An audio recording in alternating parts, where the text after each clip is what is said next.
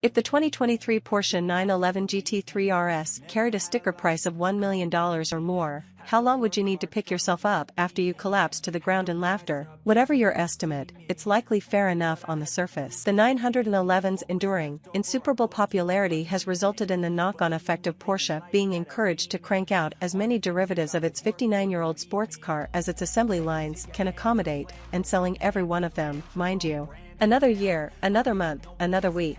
Ho-hum, look out. Here comes another 911. People who don't get it understandably hit the snooze button. If the average 911's sleepy ubiquity today is ironically at least partially a result of its inherent goodness, the 2023 Porsche 911 GT3 RS is the line's bucket of dry ice, no water, to the face. Unlike previous modern RS models, this isn't another example of the GT division's tested and true formula of taking the standard 911 GT3 and merely upping its general, measurable capabilities by 5 or 10 or whatever relatively smallish percent and slapping another $25,000 or so onto the sticker. That's not to say the GT division had become lazy or that those cars weren't world-class. Rather, there's only so much you can do to improve a baseline concept that already represents tip-of-the-spear performance. So near the tip, the current 911 GT3 a little more than a year ago claimed Motor Trend's inaugural Performance Vehicle of the Year award. Throw the concept literally to the wind, however, and you get something unanticipated and significantly more freakishly capable than any production 911 that's preceded it. The 2023 Porsche 911 GT3 RS features an array of upgrades compared to the regular GT3, but the car's Aero package tells most of the tale, which brings us back to when you finally stopped convulsing over the absurd million-dollar question. The point, recall, for example, the McLaren Senna's $965,000 MSRP. For that sum, buyers received a polarizing, for its looks and lack of daily usability, anyway, hypercar with a twin-turbo V8 producing 789 horsepower and 590 lb-ft of torque. One supernaturally pinned to the ground thanks to 1,764 pounds of aerodynamic downforce at 155 miles per hour in an overall package weighing 3,011 pounds. Similarly, if a bit less extreme, Aston Martin recently told Motor Trend its forthcoming $800,000 plus mid-engine Valhalla will make more than 1,433 pounds of downforce at 150 miles per hour. Granted, every manufacturer seems maddeningly committed to providing its Aero figures at different speeds from the next guy, making absolute 1:1 on paper comparisons tricky. Still, the new GT3 RS? Porsche says it makes 895 pounds at 124 miles per hour, and 1,896 at 177. Read that last figure again. Additional perspective, that's more than twice as much downforce as the previous Gen 991.2 Series 911 GT3 RS, and about 3 times as much as the standard 992 GT3 that claimed our 2022 Prodi Award. More nearly preposterous perspective, Porsche engineers flaunt a graph to illustrate how the road-legal GT3 RS maximum downforce figures eclipse those of the 992 GT3 Cup race car and even bleed into the lower-level downforce settings seen on the company's GT-Class 911 RSR Le Mans racers. All this, and the active/movable front and rear wing haven, drag reduction system equipped RS true base price isn't anywhere close to $1 million. How does $225,250 sound? Take a moment here to digest this. It's understandable if for the first time in your life you said, "That's all," and legit meant it while reading about a vehicle costing nearly $250,000. Flipside perspective, Chevrolet's massively impressive new 2023 Corvette Z06 with its optional high downforce carbon aero package makes a substantial 734 pounds at 186 miles per hour, and 362 pounds with its standard aero and optional Wickerbill spoiler extensions installed. The Z06 base price is $89,110 less than the Porsche's. In other words, pound for aerodynamic pound, you usually get what you pay for. In the RS case, and compared to the previously mentioned hypercars, you now get far more. For aspiring Adrian Newey types, here's a quick rundown of the Aero package's highlights. According to GT division boss Andreas Perninger, the development team, which included members of Porsche Motorsport, put the GT3 RS through at least 250 hours in the wind tunnel. That's the biggest number we ever had, at least double any past cars, he said. The race Aero engineers said they did so much more work on this than they need to do on the race cars. That's because active aerodynamics and DRS setups are banned in GT racing. so it was a new endeavor for these folks. In the end, they arrived at several notable solutions, not least of which is replacing the standard 911's triple front radiators with a single, smaller unit. That was nothing new to them, as they employ a similar setup on the 911 RSR, but it's a first for a production 911, and the reason for using it here was to make room for the dual-active front wings that move in concert with the rear wing's large, hydraulically movable plane to maintain a 30-70% front-to-rear aero balance at practically all times. Prinninger said the 911's shape and architecture dictate 30/70s as its ideal sweet spot. Leave the active DRS system in dynamic mode, and the car figures out when to trim its wings out to their least draggy positions, with the parameters for doing so being at least 95% throttle, 5,500 rpms, less than 0.9 g of lateral acceleration, and a speed exceeding 62 miles per hour. Drivers can trim the wings manually by pressing the DRS button on the steering wheel, if they recognize they don't need full downforce for specific corners where the automated system will call for it.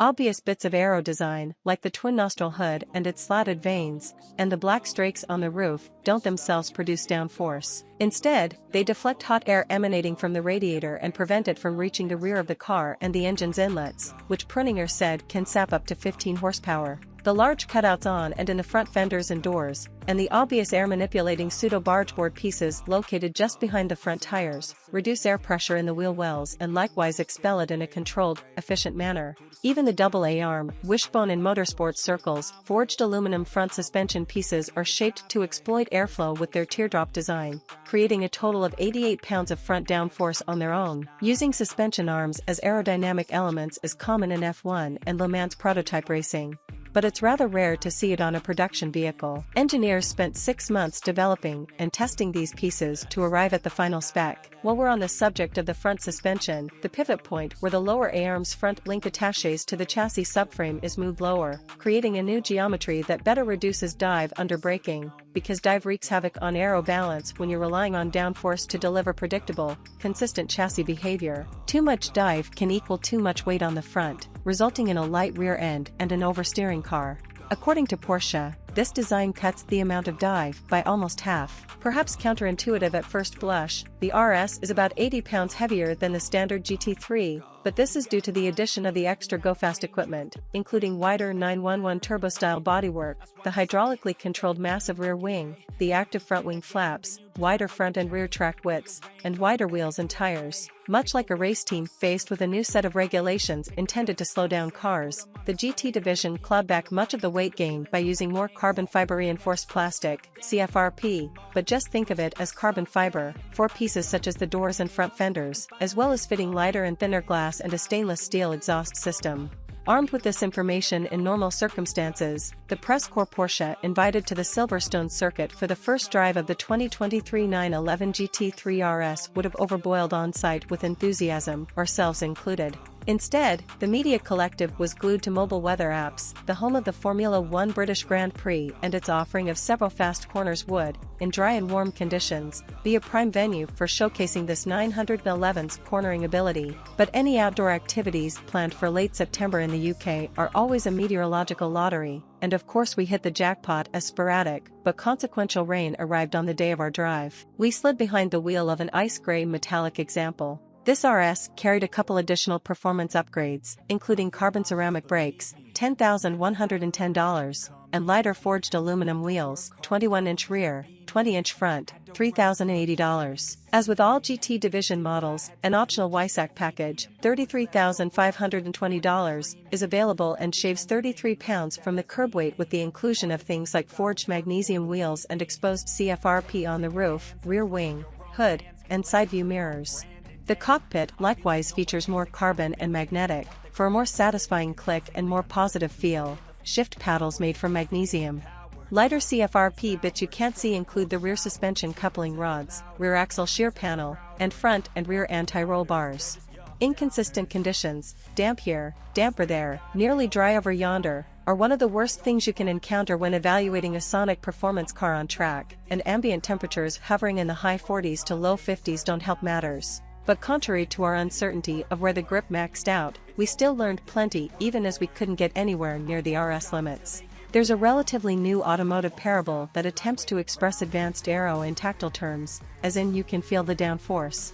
It's rubbish if you take it literally. If you think it means you can feel the car being forced into the road surface and thereby somehow understand where the dynamic limits lie, you can't. It's not nonsense if you have a reasonable seat-of-the-pants dyno. Even on the wet Silverstone, we initially could see and feel the downforce benefit most clearly in deceleration zones. Following a seasoned instructor who had more laps of the circuit than we did and who was regardless probably inherently quicker than us as a driver, the GT3 RS absolutely annihilated his standard GT3 on the brakes. We're talking utter carnage.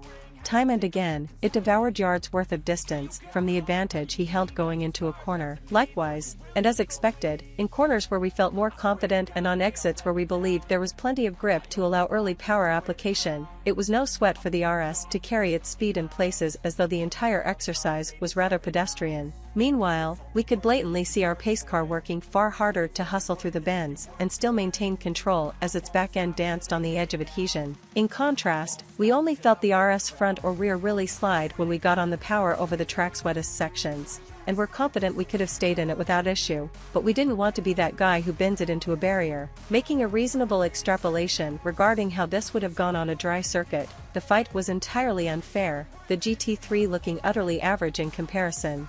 We practically forgot just how amazing the latter is as a track car and how it blew our entire team of testers away last year on the streets of Willow Road Course during our Podi program. Speaking of power, the 2023 Porsche 911 GT3 RS boasts a mild bump over the GT3, 518 horsepower versus 502, while peak torque decreases from 346 to 342. The small horsepower gain is thanks to a few changes to the 4.0-liter naturally aspirated flat-six, mostly its new intake and exhaust camshafts and a more efficient exhaust system. The revised valve timing and new engine mapping keep the intake valves open for longer, delivering improvements to the overall power and torque curves especially in the upper half of the rev range, at the slight expense of the peak torque number. For astute observers of Porsche's GT cars and racing activities, we asked if it would have been possible to use the 4.2-liter engine found in the new GT3 R race car, but engineers insisted the motorsport-specific flat-six can't meet global emission standards even in production trim, leaving them with few options for greatly increasing the RS output. This architecture and block go back several years to the 991.2 GT3. Despite various evolutions and these latest improvements, Porsche hinted it would need to design a fresh engine to make big gains. With the way the industry is headed in terms of powertrains, there's no guarantee such a day will ever come. Whatever the case, the GT3 RS is stout in terms of acceleration. It never seems to fade as it yowls toward its 9,000 RPM rev limiter, but it also never overwhelms you on the power. That's the one characteristic where it loses out to Aero-similar million-dollar hypercars like the McLaren. We began to wonder if, bank accounts being equal, we'd miss the extra juice in the long run. And then Jörg Bergmeister was ready to give us a hot lap of the circuit. You know, just to show us what was possible even in tricky conditions. The former Porsche factory driver, a Le Mans class winner, and owner of multiple sports car championships, is a wonderfully nice man who we've known for years, but on this day, he may as well have looked us in the eye and said, "I'm sorry, my friend, but you suck at driving." That's what 2 laps riding shotgun with him around Silverstone demonstrated. Corner after corner, we sat in near-silent, fearless amazement as Bergmeister essentially treated the track as if it were bone-dry, practically braking at apexes rather than before them, carrying so much speed as the 911 GT3 RS rotated into turns that it felt like the chassis was mounted on a spindle. And then we moonshot out the other side, each time under more lateral acceleration than this author has ever experienced in 20-plus years in this business, driving and riding in some of the most impressive cars ever built. Unlike plenty of other experiences, at no point did any of this feel like Bergmeister was tempting fate or that the car was a snappy, unpredictable handful controllable only by a top-flight pro driver. Watching his hands and feet on the wheel and pedals supported this perception. Yet the sheer physicality of the cornering forces and speed is nearly unprecedented in a road-legal series production car on street tires, and it's entirely unprecedented at this price point. Only afterward did we remember the track was still damp. What this 911 must be capable of in the dry is even more of a mindscrew. Bergmeister agreed. You have to get used to it to understand how much grip the Aero really gives you, how high the limit is, he said. It's an understatement of the highest order, and because of the wet conditions, we never had a chance to even play with the steering wheel switches that allow you to change the suspension damper compression and rebound settings or the differential's lockup behavior under braking and acceleration, 2 additional racing-derived tools at a driver's disposal to fine-tune the car's dynamic behavior. Porsche's pros chose the wet Silverstone settings and advised everyone to leave them alone. Besides simply being cool features to play with, the damper adjustment is also a time saver for track day drivers who will no longer have to park their car and manually change their adjustable shocks. Even if the track had been dry, it's unlikely we would have had the mental bandwidth during a whole 8 laps, including in and out laps, to fiddle with these tools. It takes enough brain capacity to even begin to understand the limits here, and we need much more time with the car to get to that point. Motor Trend's Performance Vehicle of the Year shootout might be a perfect opportunity, though we'll have to wait until the 2024 edition as the 2023 Porsche 911 GT3 RS doesn't go on sale until this coming spring. We'll get some manner of driving follow-up long before 2024's Podi program. In the meantime, we may need to go so far as pondering a new metric for evaluating cars like this. Sure, the GT3 RS will produce solid figures in our traditional testing, from 0 to 60 and quarter-mile times to braking distances to skid pad Gs. But none of those things are what this race car level of capability is about, and they'll do nothing to accurately express the reality here.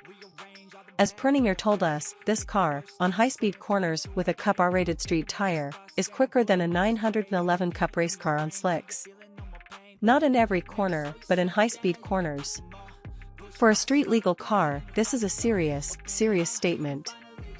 He inadvertently inspires a final thought. Unfortunately, the company's first strike program didn't include any street portion, so we can't comment on how the 2023 Porsche 911 GT3 RS functions as a road car. Perninger says it's surprisingly livable in terms of ride quality, but we'll have to wait until sometime down the road to confirm that. Either way, there's no reason for anyone to buy this GT3 RS if regular racetrack running isn't part of their plan. That'll be the only reason to ever laugh at someone driving this car, one of the most road course capable production models of all time, let alone 911s, at almost any price.